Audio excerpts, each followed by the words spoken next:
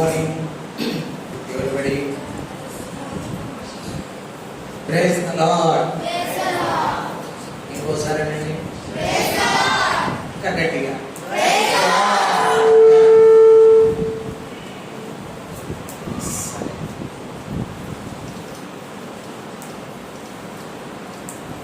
మనం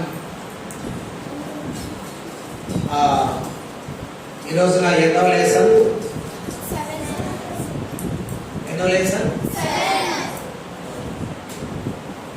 మీరు చెప్పాలి. Very good. నిన్న ఎన్నో లెసన్ అయింది? 6th లెసన్ కదా. మనం 7th లెసన్లోకి ప్రవేశిస్తాం. మన యొక్క థీమ్ కదా, మన యొక్క థీమ్ ఏమైంది? మనం ఎవరి గురించి నేర్చుకుంటున్నాం? మోషే గురించి మనం నేర్చుకుంటున్నాం. ఇక్కడ కనబడుతున్నటువంటి బాలుడు ఎవరు? వాళ్ళ అమ్మ నాన్న పేరేం పేరు? Very good. క్లాప్స్ కొట్టండి. మరి వాళ్ళ అక్క పేరు? అక్క పేరు? Very good. సరే, మీరు నిన్న క్లాస్లో ఏం నేర్చుకున్నారు?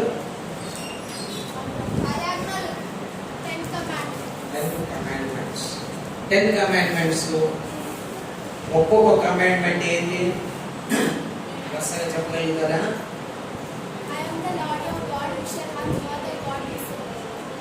ఓకే. మొదటిగా నేను తప్ప వేరే దేవుడు ఉండదు కదా. రెండవది ఏమనుంది? ఏది కూడా ఏ రూపంగా చేసుకోకూడదు కదా. మూడవ ఆజ్ఞ ఏమిటిది? వ్యక్తంగా దేవుడి నామాన్ని ఉచ్చరించు. నాలుగవది ఒకదాన్ని చెప్తున్నారు, ఎవరు చెప్పలేరు. నీ తండ్రిని తల్లిని ఏం చేయాలి? సన్మానించాలి. ఫిఫ్త్ ఆజ్ఞ ఏమనింది? ఓకే. 4th ఏది? పరిశుద్ధం కాబట్టి మీరు కూడా పరిశుద్ధంగా ఉండాలి. విశ్రాంతి దినాన్ని ఆచరించాలి. ఎందుకంటే పరిశుద్ధుడు కాబట్టి విశ్రాంతి దినాన్ని ఆచరించాలి.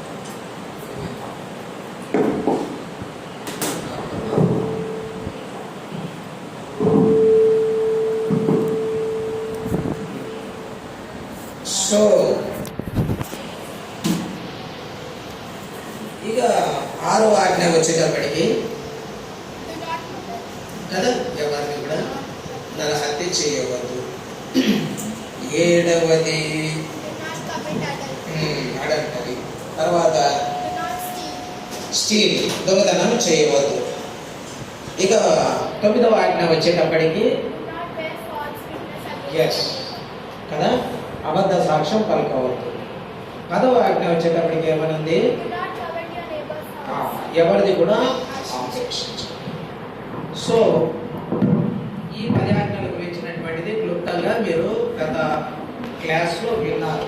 ఓకే, ఇవి 10 ఆజ్ఞలు కదా. మోషేకు దేవుడు ఇచ్చినటువంటి 10 ఆజ్ఞలు. మనము ఈ రోజున నిర్గమకాండము 24వ అధ్యాయం, నిర్గమకాండము 24వ అధ్యాయం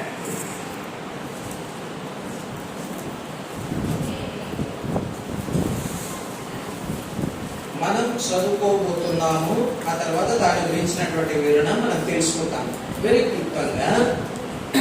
ముందుగా మనము ప్రార్థన చేసుకున్నాం. సరేనా? అందరూ తలలు వంచండి, మోకాలు ఉండండి. అందరూ మోకాలు ఉండండి, తలలు వంచండి. నమ్మకమైన మా తండ్రి, మీ పరిశుద్ధమైన వినామమునకు స్తోత్రములు నాయన. దయామయుడు తండ్రి, ఈ రోజున బీబీఎస్ పరిచర్యను 7వ రోజుకు ప్రభావ మీరు చేర్చారు. మీకు ఎంతగానో స్తోత్రాలు. ఈ పరిస్థితుల్లో మా నాయకుడిగా మా దేవుడిగా ఉండి నడిపిస్తున్నందుకు మీకు స్తోత్రాలు చెల్లించుకుంటున్నాం నాయన. అలాగే ప్రభావ పరిశుద్ధులు దేవా ఈ సమయంలో ఈ యొక్క జూనియర్ క్లాస్ దగ్గర మా తండ్రి మరి లెసన్ దగ్గర మా ప్రభువా మోషే గురించినటువంటి విగ్రహారాధన యొక్క దాని యొక్క ఫలితంలో ప్రభావ వివరించిన ఉంటుండగా మీరు సహాయం చేయనైనా నిలబడినటువంటి నన్ను దగ్గర ప్రభావ ఖాళీ చేసి మీ వాక్యంతో నింపి దగ్గర తండ్రి చిన్న బిడ్డల హృదయాల్లో ప్రభావ పరిశుద్ధులు తండ్రి మీ వాక్యం వారికి హత్తుకొనుటకు సహాయం చేయండి. ఈ సమయం మీ ఆదరించుకోవడం నమ్మకమైన తండ్రి మీ ఘనమైన హస్తాలకు ఈ బిడ్డలను అప్పగించుకుంటూ మీకే స్తుతి మహిమ గంట ప్రభావం చెల్లించుకుంటూ మహాదేవుడు మహోన్నతుడు మా తండ్రి యేసు ప్రభువుల వారి పరిపూర్ణమైన నామముననే వేడుకొని ప్రార్థిస్తున్నాము తండ్రి. ఆమేన్.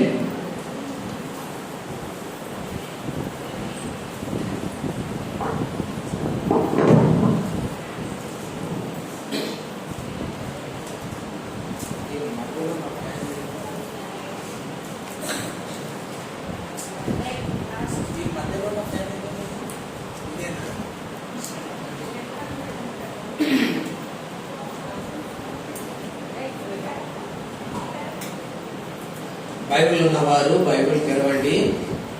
నిర్గమకాండం 24వ అధ్యాయం 12వ వచనం. అప్పుడు యెహోవా మోషేతో ఇట్లనెను, నీవు కొండ ఎక్కి నా ఎదురుకు వచ్చి అచ్చట నుండుము. నీవు వారికి బోధించుటకు నేను రాసిన ఆజ్ఞలు ధర్మశాస్త్రమును రాతి పలకలను నీకు ఇచ్చాను అన్నాడు. ఇక్కడ మోషేను ఏం చేశాడు? ప్రభు పిలిచాడు. కనబడుతుందా మీకు? అంటే ప్రభు పిలిచి మీకు ఏదైతే ఇంతవరకు మీరు ఆజ్ఞలు విన్నారు కదా, ఆ ఆజ్ఞలను మీకు రాతి పలకల మీద రాసిస్తానని ప్రభు చెప్పాడు అనమాట. ప్రభు చెప్పి తనను మోషేను రమ్మని పిలిచాడు. మోషేను పిలవడం జరిగింది. ఏ విధంగా అంటే ఈ కింది వచనాల్లో మనం చూసుకుంటున్నప్పుడు కింది వచనాల్లో ఏమనింది? అతడు మోషే కొండ ఎక్కినప్పుడు మేఘము కొండను కమ్మెను. యెహోవా మహిమ సినాయి కొండ మీద నిలిచిన. మేఘం 6 దినములు దాన్ని కమ్ముకను. 7వ దినాన మేఘంలో నుండి మోషేను పిలిచారు.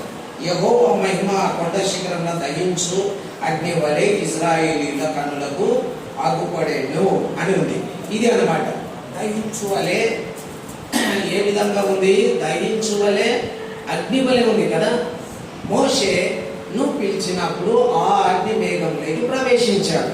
దేవుడు ప్రత్యేకపరిచి మోషేని ఏం చేశాడంటే పిలిచి ఆ యొక్క 10 ఆజ్ఞలను తాను రాసి మోషేకి ఇస్తూ ఇశ్రాయేలులందరూ కూడా ఆజ్ఞలు ఆచరించుటకు మోషేను ప్రభు పిలిచాడు. అయితే ప్రభు పిలిచినప్పుడు ఏం చేశాడు? మోషే మరి వినయస్తుడై ఉండి వెళ్ళాడు కదా. దేవుని వద్దకు వెళ్ళి ఏం చేశాడు? తాను 10 ఆజ్ఞలను పొందుట కోసము ప్రభు యొద్ద ఆయన సన్నిధిలోకి వెళ్ళాడు. అయితే కింది వచనాల్లో ఏమన్నదంటే, ఇక్కడ కింది వచనాల్లో 18వ వచనంలో ఏమన్నా రాయబడిందంటే, అప్పుడు మోషే ఆ మేఘంలోకి కొండ మీదకి వెళ్ళాను. మోషే ఆ కొండ మీద రేయింబవల్లో ఎన్ని రోజులు ఉన్నాడు? 40 దినాలు ఉన్నాడు. ఎన్ని రోజులు ఉన్నాడు? 40 దినాలు. అంటే దేవుని సన్నిధిలో 40 రోజులు రేయింబవళ్ళు అక్కడే దేవుని సన్నిధిలో గడిపాడు. 10 ఆజ్ఞలను పొందుట కోసం. ఆ 10 ఆజ్ఞలు పొందడం కోసము రేయింబగలు ఉండేటప్పటికీ ఇక్కడ వచ్చేటప్పటికి ఏమైపోయింది? ఈ యొక్క ఆయన ఇంకా ఈ 10 ఆజ్ఞలు తీసుకోవడం రావడానికి తడువైతుంది కదా. 10 ఆజ్ఞలు వచ్చేటప్పటికి వాళ్ళకు ఎందుకు మోషే ఇంకా ఈ విధంగా చేస్తున్నాడు, ఇంకా రాలేదు. ఈ యొక్క నిర్గమకాండం 32వ అధ్యాయంలో ఏం చేశారంటే 1వ వచనం, మోషే కొండ దిగకుండా తడువు చేయటం ప్రజలు చూసినప్పుడు ఆ ప్రజలు ఆ ఊరోన్నది కూడి వచ్చి, లేము మా ముందర నడుచుటకు ఒక దేవతను మాకు చేయమని అన్నారు. ఎన్ని రోజులు దేవుని సన్నిధిలో గడపడానికి వెళ్ళాడు? 40 days వెళ్ళాడు.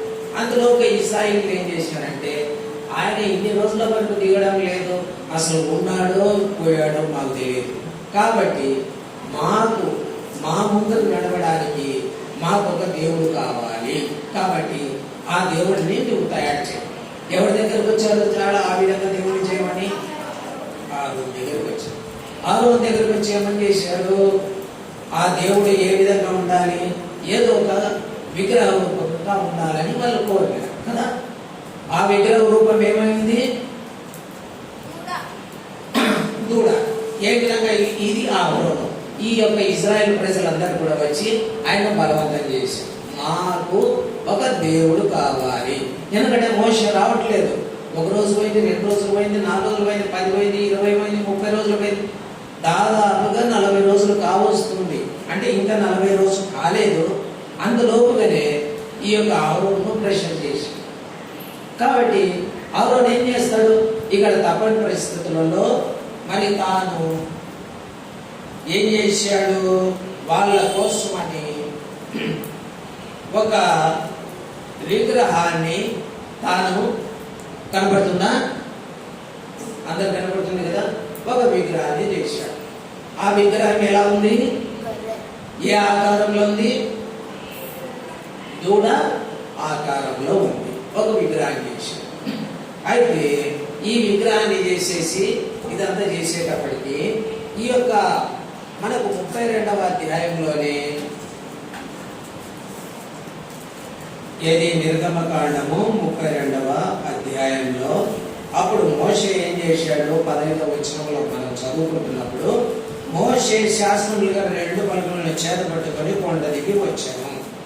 ఈ యొక్క కొండ దిగి ఎక్కడికి వచ్చాడు, మోషే 40 రోజులు అయిపోయింది కదా, ఆయన కొండ దిగి వచ్చాడు. మోషే కనపడుతున్నాడు కదా ఇక్కడ, మోషే కొండ దిగి వచ్చాడు. అయితే ఎప్పుడైతే ఇవన్నీ అయిపోయిందో ప్రభు ముందుగానే చెప్పాడు, వాళ్ళు ఏం చేశారంటే, వాళ్ళు నువ్వు దిగడం తడువు చేసుకున్నందుకు కానీ వాళ్ళు విగ్రహం చేసుకొని చెడిపోతూ ఉన్నారు, కాబట్టి నువ్వు ఈసారి తొందరగా వెళ్ళు అన్న. ఈ యొక్క విగ్రహాన్ని చేసుకున్నందుకు మోషే కొండ దిగి వచ్చి ఆ యొక్క దేవుడు రాసినటువంటి ఆ పలకలను ఏం చేశాడంటే పగలగొట్టేశాడు. పగలగొట్టినప్పుడు ఈ యొక్క ఆరోను అడుగుతున్నాడు, ఆరోను అడిగాడు, ఎందుకు నువ్వు ఇంత పని చేసినావు? ఆరోనుతో మాట్లాడుతున్నాడు, నువ్వు ఈ విధంగా వాళ్ళు చేసినప్పుడు, వాళ్ళు ఈ విధంగా ఒక విగ్రహాన్ని చేయమన్నప్పుడు ఎందుకు నువ్వు ఆ విధంగా చేసావు అంటే, ఈ యొక్క 32వ అధ్యాయంలోనే ఏమని అంటున్నాడంటే, నేను చదువుతాను, మీరు వినండి. 22వ వచనం, ఆరోను, నా ఏలినవాడ, నీ కోపము మండనీయకము, ఈ ప్రజలు దుర్మార్గులన్న మాట నీ వెరుగుదు అన్నాడు. ఎందుకంటే ఈ ప్రజలు ఏం చేస్తారు, ఒకవేళ మాట వినలేదనుకో నన్నైనా చంపేటువంటి పరిస్థితిలో ఉన్నారు, కాబట్టి నేను ఆ యొక్క దూడను చేయవలసి వచ్చింది అని తాను మోషేకు చెప్పుకుంటూ వచ్చాడు. సో అందుకని మోషే ఏం చేశాడంటే విగ్రహాన్ని చేయవలసి వచ్చింది. మోషే ఏం చేశాడు, 2 పలకలను కూడా పగలగొట్టేశాడు. పగలగొట్టేసి ఆ దూడని, ఏ దూడని చేశాడు, వాళ్ళు ఒక దూడను రూపించుకున్నారు కదా, ఆ రూపించుకున్నటువంటి దూడను పగలగొట్టేసి దాన్ని చూర్ణం చేసి నీళ్ళల్లో కలిపేసి వాటన్నిటిని కూడా వారి చేత, ఇశ్రాయేలు చేత తాగించారు, ఎవరైతే పాపం చేశారు. ఆ రోజున దాదాపుగా మరి లేవీలైనటువంటి వారిని సపరేట్గా పెంచి, అంటే దేవుని పక్షాన ఎవరైతే నిలబడతారో ఈ ద్రోహం చేసిన వాళ్ళు ఎవరు అని చెప్పి మరి వీళ్ళను సంహరించడానికి వచ్చినప్పుడు ఈ యొక్క 32వ అధ్యాయంలోనే ఎంతమందిని చనిపోయారు, 28వ వచనంలో, లేవీయులు మోషే మాట చొప్పున చేయగా ఆ దినముల ప్రజల్లో ఇంచుమించు 3000 మంది కూలి. ఈ పాపానికి ముఖ్యంగా ఆద్యులైనటువంటి వారిని అందరూ కూడా దాదాపుగా 3000 మందిని చంపేశారు. దేవుడు ఏదైతే ఆజ్ఞ ఇచ్చాడో, నేను తప్ప వేరొక దేవుడు మీకు ఉండకూడదు అన్నాడు కదా. 2వ ఆజ్ఞ ఏమనుంది, 2వ ఆజ్ఞ ఏమనుంది, దో shall not make unto the any graven image. అంటే ఏ విధమైనటువంటి రూపం, ఏ విధమైనటువంటి జంతువే కానీ, పక్షే కానీ, ఆ తర్వాత జలచరాన్ని కానీ, ఏ ఇమేజ్ను కూడా మీరు చేసుకోకూడదు. ఇది దేవుడు ఇచ్చినటువంటి 2వ ఆజ్ఞ. ఈ 2వ ఆజ్ఞను వీళ్ళు ఏం చేశారు, ఇశ్రాయేలు మీరారు. ఆ మీరడం ద్వారా ఏమైపోయింది, మరణాన్ని తెచ్చుకున్నారు కదా, మరణాన్ని తెచ్చుకున్నారు. కాబట్టి పాపం వలన వచ్చే జీతం ఏంది, మరణం కదా. అయితే ఇదంతా చేసిన తర్వాత తిరిగి ఏమన్నాడంటే, సరే వాళ్ళు తప్పు చేశారు, నీవు వారిని చేశావు, వారందరూ వచ్చారు, ఓకే. ఆ తర్వాత ప్రభు ఏం చేశాడంటే తిరిగి మోషేను పిలిచి, మోషే నీవు నా ఎద్దుకు రా, నేనేం చేస్తా అంటే తిరిగి నీకు మరలా నీకు మొదటి పలకల్లో నువ్వు పగులగొట్టావు కదా, తిరిగి నేను మరలా నీకు రెండవసారిగా నేను రాసి నీకు ఇస్తాను, అందుకని నువ్వు రా అని ప్రభు పిలిచాడు. అందుకని ఈ ఇమేజ్లో తిరిగి ప్రభు దగ్గరికి వెళ్తాడు. ఇది 34వ అధ్యాయంలో రాయబడింది ఏమంటే, మరి యెహోవా మోషేతో మొదటి పలకల వంటి మరి 2 రాతి పలకలను చెప్పుము, నీవు పగలగొట్టిన మొదటి పలకల మీద నున్న వాక్యములను నేను ఆ పలకల మీద వ్రాసెదను అని తిరిగి ప్రభువే చెప్పాడు. కాబట్టి తిరిగి ఆ ప్రభు సన్నిధిలోకి తాను వెళ్ళిన వాడుగా ఉన్నాడు. ఇది దేవుని యొక్క చేరురాత. దేవుడే ఆ యొక్క 10 ఆజ్ఞలు రాసి మోషేకి ఇచ్చాడు. ఇది 32వ అధ్యాయంలో 16వ వచనంలో రాయబడింది. ఏమనంటే, ఆ పలకలు దేవుడు చేసినవి, ఆ పలకల మీద చెక్కబడిన వ్రాత దేవుని చేరురాత. ఇప్పుడు మనం తెలుసుకున్న విషయం ఏమిటి? దేవుడు 10 ఆజ్ఞలు ఇచ్చాడు కదా. రెండవ ఆజ్ఞ ఏమనింది? ఏ విగ్రహాన్ని చెప్పుకోకూడదు, ఏ విగ్రహానికి సాగిలపడు కదా. మోషే ఏం చేశాడు? తాను దేవుడి సన్నిధిలోకి వెళ్ళి, దేవుడి యొక్క పరిశుద్ధమైన సన్నిధిలోకి వెళ్ళి, అక్కడ దేవుడు రాసినటువంటి ఆ యొక్క 10 ఆజ్ఞలు తీసుకోవడానికి వెళ్ళాడు కదా. ఆ వెళ్ళడానికి ఎన్ని రోజులు పట్టింది ఆయనకు? 40 రోజులు దేవుని సన్నిధిలో ఉన్నాడు. ఆ తర్వాత ఈ 40 రోజుల సన్నిధిలో గ్యాప్లో మోషే రాలేదని అహరోనును ఇశ్రాయేలు ప్రెషర్ చేయడం వల్ల వాళ్ళు ఏం చేశారు? ఒక విగ్రహాన్ని చేసుకున్నారు కదా. ఒక విగ్రహాన్ని చేసి దానిని పూజించి సాగిలపడ్డారు కదా. ఇదంతా అయిన తర్వాత 40 రోజుల మోషే ఏం చేశాడు? దిగి వచ్చాడు. దిగి వచ్చి ఇశ్రాయేల్లో చేసుకున్నటువంటి ఆ ద్రోహాన్ని చూసి ఆయన ఏం చేశాడంటే దేవుడు రాసినటువంటి పలకలను పగలగొట్టేసి ఏదైతే వాళ్ళు చేసుకున్నటువంటి విగ్రహాన్ని చిన్నాభిన్నం చేసి పొడి చేసి నీళ్ళలో కలిపి ఆ పాపానికి బాధ్యులైనటువంటి వారిని వారి చేతన త్రాగించి, మరి ఈ పాపానికి ఎవరైతే ముఖ్యమైనటువంటి వాళ్ళు దాన్ని జన్మించిన వాళ్ళు వారిని అందరినీ సంహరించారు. ఎంతమంది చనిపోయారు? 3,000 మంది ఆ రోజున చనిపోయారు కదా.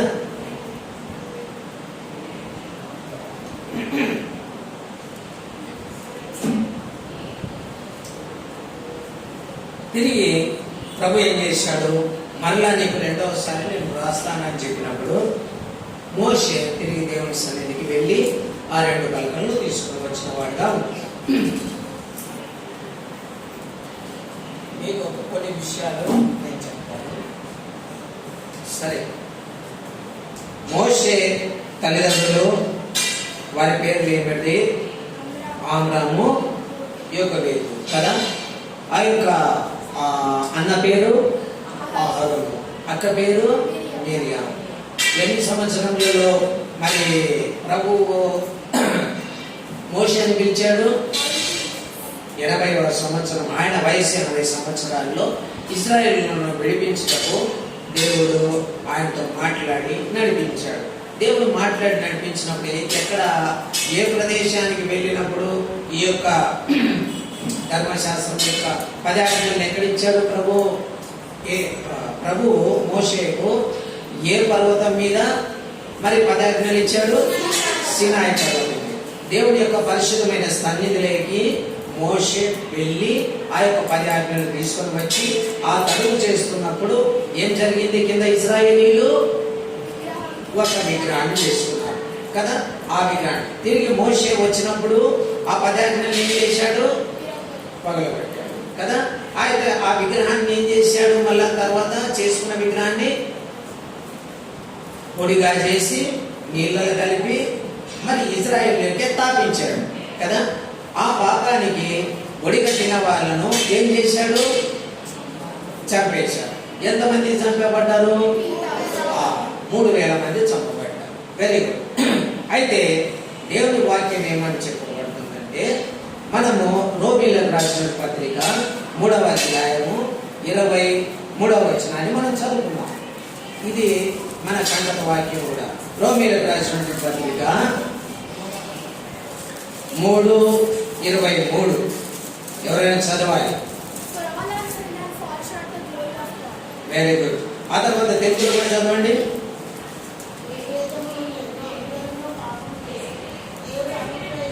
మహిమను పొందలేకపోతున్నారు అంటే దేవుడు అనుగ్రహించినటువంటి మహిమను పొందలేకపోతున్నారు. ప్రతి ఒక్కరూ కూడా పాపం చేసినటువంటి వాళ్ళమే అనేటువంటి ఆ విషయాన్ని మరి సత్యంగా బయలుపరచబడుతున్నారు.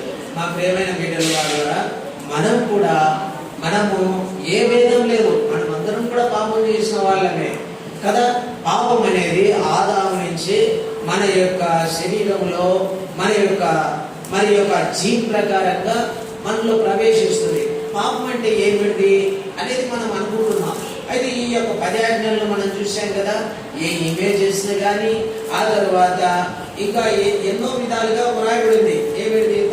తండ్రిని సన్మానించకపోవడము, ఆ తర్వాత ఇంకా కూడా ఏదైనా చెడు చూడడము, దొంగతనం చేయడము, ఇటువంటి కూడా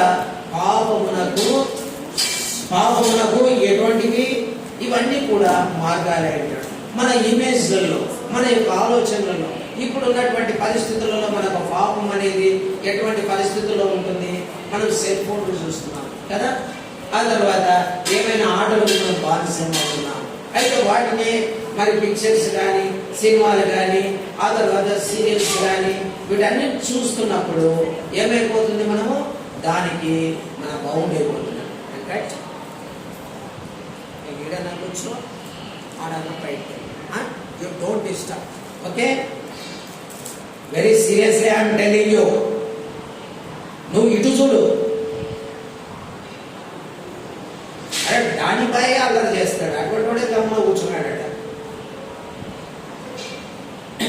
సో అదేమిటంటే పాపం అనేది ఆ విధంగా ప్రవేశించింది. మనం కూడా మన ప్రతి రోజు కార్యక్రమాల్లో మనం ఏ విధంగా అంటే ఉదయం లేచిన వెంటనే మనం దేవుని సన్నిధిలో ప్రార్థన చేసుకోవాలి కదా. ఆ విధంగా చేసి ఏం చేయాలి? ఈ యొక్క రోమీయులకు రాసిన పత్రికలోనే 6వ అధ్యాయం 23వ వచనాన్ని చదవండి. 6వ అధ్యాయము 20.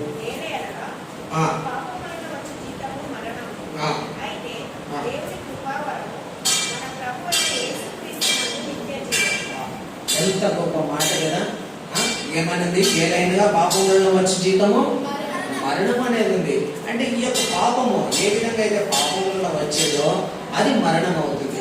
అటువంటి మరణం నుంచి తప్పించడానికి, ఎందుకంటే ఏ భేదం లేదు, ప్రతి ఒక్కరిని కూడా పాపం చేసిన వాళ్ళే అన్నటువంటి విషయాన్ని క్లియర్గా వ్రాయబడింది, క్లియర్గా చెప్పబడింది. మన మనస వాచ వీటన్నిటి ప్రకారం మనం పాపం చేసిన వారిని ఏముంటున్నాం. అయితే పాపం నుంచి విమోచింపబడాలంటే మనం ఏం చేయాల్సి వస్తుంది? కాబట్టి ఇక్కడ క్లియర్గా మనకేమన్నది 6:23 ప్రకారంగా దేవుడు అనుగ్రహించినటువంటి నిత్య జీవం పొందాలి అంటే ఈ పాపం నుంచి ఏమొస్తుంది? మరణం అనేది వస్తుంది. అయితే ఇప్పుడు నీవేం చేస్తావంటే దేవుడి సన్నిధిలోకి వెళ్ళి, ప్రభువా నేను పాపిని, నా పాపం నేను క్షమించిన ఆయన అన్నప్పుడు దేవుడు నీ పాపములు క్షమిస్తాడు, తన బిడ్డగా చేర్చుకుంటాడు. ఇది ఈ విధంగా దేవుడు నా ఆరాధనకు యోగ్యుడని ఉంది.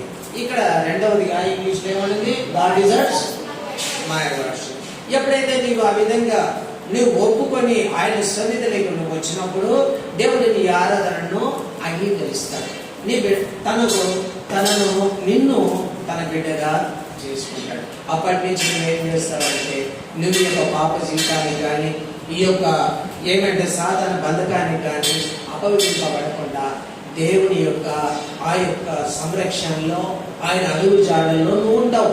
నీకు గొప్ప మేలు జరుగుతుంది, గొప్ప ఆశీర్వాదం నువ్వు పొందుతావు. ఎందుకనగా మన కోసము ఆ ప్రభువే, ఆ సర్వోన్నతుడైన దేవుడు, ఈ మహా సృష్టికర్త అయినటువంటి ప్రభువు, ఈ సమస్తమును సృజించినటువంటి వాడు, భూమి ఆకాశమును ఆ తర్వాత ఈ సమస్త విశ్వంలో మనకు కందనటువంటి ఈ మహా గొప్పనైనటువంటి ఈ గ్యాలక్సీలను సృష్టించినటువంటి దేవుడే ఈ భూమికి ఒక మానవుడిగా వచ్చాడు. ఒక మానవుడిగా వచ్చి ఏం చేశాడంటే తన పరిశుద్ధమైన రక్తాన్ని చిందించింది. ఈ విషయాన్ని హెబ్రీయులకు రాసినటువంటి పత్రికలో 9వ అధ్యాయం 22వ వచనంలో మనం ఒకసారి చదువుకుందాం. హెబ్రీయులకు రాసినటువంటి పత్రిక 9వ అధ్యాయము 22వ వచనం ఏమని రాయబడిందంటే, ఇది ధర్మశాస్త్ర ప్రకారం సమస్త వస్తువులు రక్తం చేత శుద్ధి చేయబడనని, రక్తము చిందింపకుండా పాప క్షమాపణ కలగదు. కాబట్టి ప్రభువైన యేసు ఏం చేశాడంటే తన పరిశుద్ధమైన రక్తమును చిందించాడు. రేనా నువ్వు ముందుకు నీతోనే లేదా నువ్వు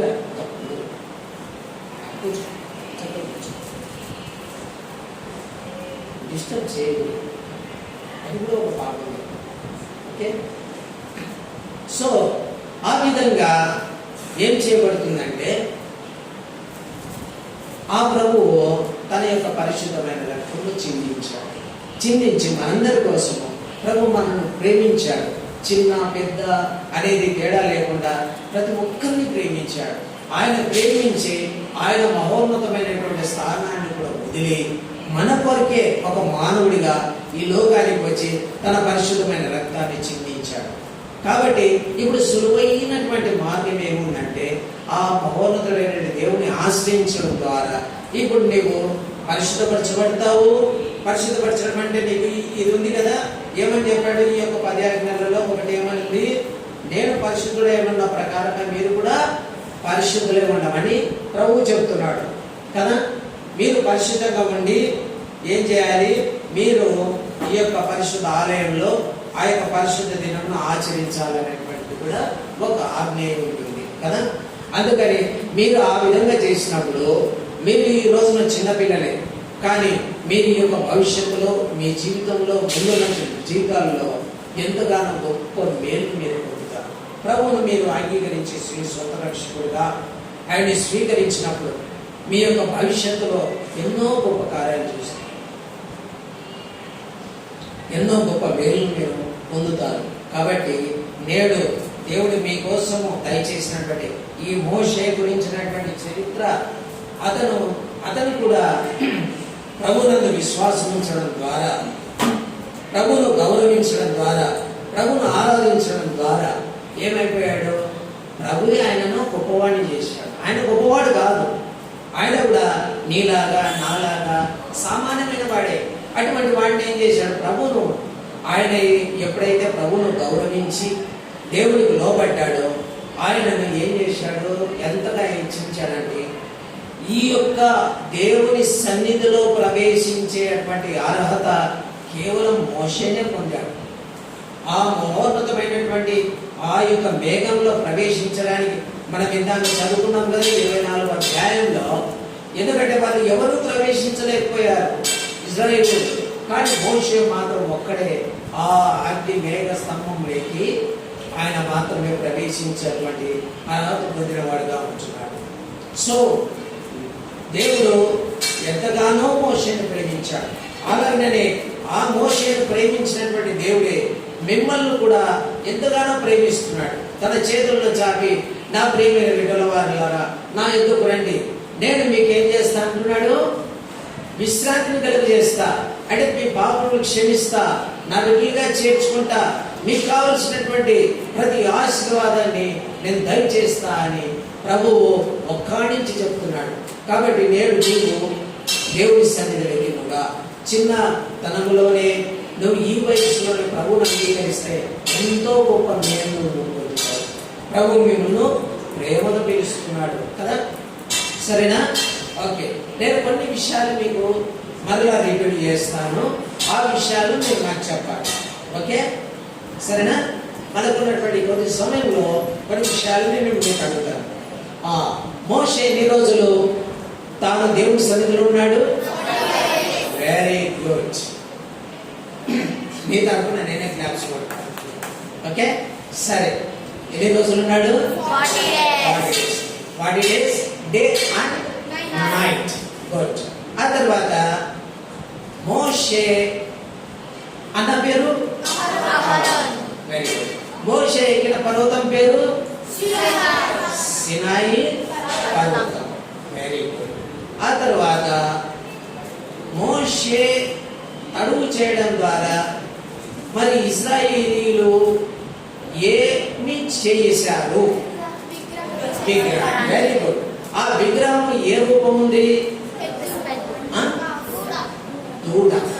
దూడ రూపంలో వాళ్ళు ఏం చేశారు? విగ్రహం చేసుకున్నారు. అయితే ఆ చేసుకున్న విగ్రహాన్ని మోషే దిగినప్పుడు దాన్ని ఏం చేశాడు? పౌడర్ చేసి నీళ్ళల్లో కలిపి ఆ తర్వాత దాని చేతులను త్రాగించాడు కదా. ఆ పాపం చేసిన వారి యొక్క పాపాన్ని శిక్షగా ఎంతమంది చనిపోయారు? Very good. 3000 మంది చనిపోయారు. కాబట్టి పాపం వల్ల వచ్చే జీతం మరణం.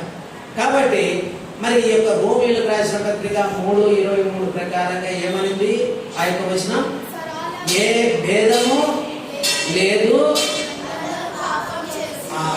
అందరూ పాపం చేసి దేవుని అనుగ్రహించు మహిమను పొందలేకపోతున్నారు. Is it correct? Okay. Vishnu నువ్వేం మాట్లాడతలేవు, సైలెంట్గా వింటున్నావు. మీరిద్దరు కూర్చోకూడదు, జోడీగా పక్క పక్కన కూర్చోవాలి, సరేనా? ఆ తర్వాత 6:23 ప్రకారం ఏమన్నది? పాపం వలన వచ్చి జీతము మరణం. అయితే ఏమన్నది దాని కింద? యేసు క్రీస్తు ద్వారా ఏమొస్తుంది? నిత్య జీవం వస్తుంది. నీవు ప్రభునందు నువ్వు విశ్వసించినప్పుడు ఏమైతుంది? నిత్య జీవం నువ్వు పొందుతావు, సరేనా? సో ఈరోజు మన కంటక వాక్యం ఏమిటి? 3:23. మరోసారి 3:23 మీరు చెప్తారా? ఒకరు ఇంగ్లీష్లో ఒకరు తెలుగులో చెప్పాలి. ఒకరు ఇంగ్లీష్లో చెప్పండి. ఓకే, తెలుగులో ఒకరు చెప్పండి. నో ప్రాబ్లం, బైబిల్ చూసి చెప్పండి, చదవాలి.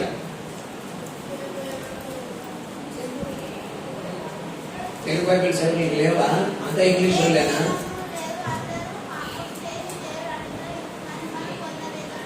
Okay, very good, very good. So ఈ రోజున మన కంటక వాక్యం అది. ఇప్పుడు మీకు అర్థమైంది కదా మోషే యొక్క గొప్పతనం అది. వెరీ గుడ్, సరేనా? అంకుల్ అయితే పాఠం చెప్పాడు, బయట పడుతున్నాడు, అందరూ వచ్చేసి మాకు ఏమేమో ఇచ్చారు, అవునా? మరి నేనేమో పాఠం చెప్పడం వరకు చెప్పాడు కానీ ఒక్కడు కూడా మాకు ఏమి ఇవ్వలేవు అని మీరు అనుకున్నారు కదా. పాఠం ముఖ్యమా, గిఫ్ట్ ముఖ్యమా? వెరీ గుడ్ కదా. ఇది ఇప్పుడు మీ మనసులలో అయితే ఉంది కదా. ఏదైతే చెప్పబడినటువంటి పాఠము మీ యొక్క హృదయాల్లో ఉందని నేను అనుకుంటున్నాను, మీకు కూడా తెలిసింది అనుకుంటాను, సరేనా? సరే, మీ కొరకై ప్రార్థన చేస్తాను, సరేనా? ఓకే, అందరూ మోకాలు ఉండండి, అందరూ మోకాలు ఉండండి. ఆ తర్వాత కళ్ళు మూసుకోవాలి, నిశ్శబ్దంగా ఉండాలి. ప్రతి ఒక్కరు మోకాలు ఉండండి.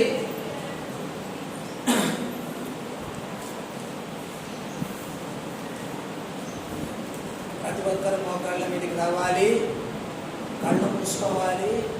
మీ కొరకై ప్రార్థన చేస్తాను. నమ్మకమైన తండ్రి, మీ పరిశుద్ధమైన పరిపూర్ణమైనటువంటి మీ నామముల గెలలేని స్తోత్రములు నాయన. మీరు ఆశీర్వదించి అనుగ్రహించిన ఈ రోజును బట్టి ప్రభువా మీకు ఎంతగానో స్తోత్రములు. ప్రభువా ఇటు సమయంలో నగల మా ప్రభువా ఈ యొక్క BBS పరిచర్యను 7వ రోజుకు చేర్చారు. నగల తండ్రి సాగిలపడి మీకు వందనాలు చెల్లించుకుంటున్నాను తండ్రి. దయామేడుగు దేవా, ఇటు సమయంలో ఈ చిన్న బిడ్డలకు ప్రభా పరిశుద్ధులకు దేవా, దైవజనుడైనటువంటి మోషే దగ్గర తండ్రి మీరు మోషే ద్వారా జరిగించినటువంటి గొప్ప కార్యములను బట్టి అలాగనే మోషేకు మీరు అనుగ్రహించినట్టు 10 ఆజ్ఞలు, ఆ యొక్క విగ్రహ ఆరాధన ద్వారా ప్రభా మరి వచ్చినటువంటి పాపమును, ఆ యొక్క పాపమునకు పరిహారమును దగ్గర తండ్రి ఈ యొక్క విషయాలను తెలియపరచుటకు దగ్గర ప్రభువా మీరు అనుగ్రహించిన సమయాన్ని బట్టి స్తోత్రాలు. బిడ్డలు దాన్ని గ్రహించడం మీరు సాయం చేయలేదు. వారి చిన్న హృదయాలను తెరువు దగ్గర తండ్రి. జీవములు మీ మాటలు వారి హృదయాల్లో ప్రభా పరిస్థితులు తండ్రి కార్యం జరిగించటకు సాయం చేయవలసిందిగా నాయన మిమ్మల్ని వేడుకొచ్చున్నాను. నమ్మకమైన తండ్రి, ఈ బిడ్డలందరినీ మీ ఘనమైన హస్తాలకు ఎత్తిపట్టుకోవచ్చు. మీకే స్తుతి మహిమ ఘనత ప్రభావములు చెల్లించుకుంటూ ముందున్న సమయంలో దీవెనకరంగా ఉంచవలసిందిగా గ్రూప్ టీచర్స్ ప్రభావ మీరు జ్ఞాపం చేసుకోవాల్సిందిగా ఈ సమయం అంతట్లో ప్రభా మీ తోడు దయచేసినందుకు మీకే వందనములు చెల్లించుకుంటూ ప్రభా మరోసారి ఈ బిడ్డలను ప్రభా మీ ఘనమైన హస్తాలకు ఎత్తిపట్టుకోవచ్చు. ప్రభా ఈ యొక్క పాఠమును మీరే ముద్ర వేయవలసిందిగా మీ మౌనవంతమైన హస్తాలకు ఎత్తిపట్టుకోవచ్చు. సదా స్తుతులకు పాత్రుడు యోగ్యుడు మా గొప్ప తండ్రి యేసు క్రీస్తు ప్రభుల వారి అత్యున్నతముగా ఎంచుకోబడిన నామముననే వేడుకొని ప్రార్థిస్తున్నాము తండ్రి. ఆమేన్. Praise the Lord everybody. Praise the lord.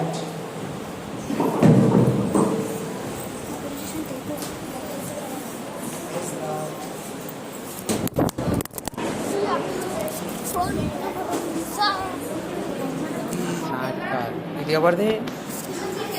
ఎవరిది నాన్న? Okay okay. ఇది నోట్